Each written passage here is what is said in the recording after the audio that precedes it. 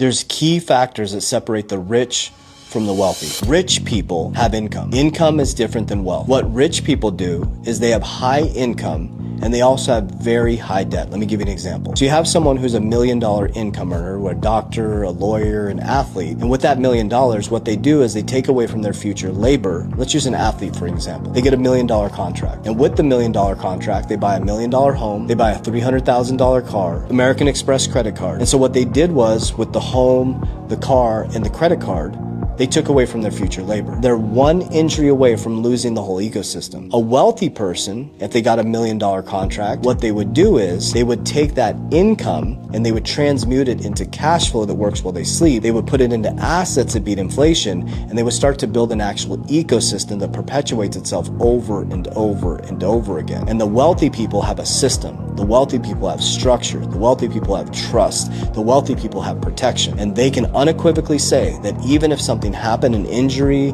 or a loss of job, that ecosystem will be able to sustain itself. So there's a lot of rich people and high income earners, but there's very few wealthy people that actually have systems. And the system was designed that way. The 1% operate completely different from high income earners. I know a ton of high income earners that are still monetary debt slaves. So the difference between an income and wealthy, the rich and the wealthy, is income versus building wealth. That's the biggest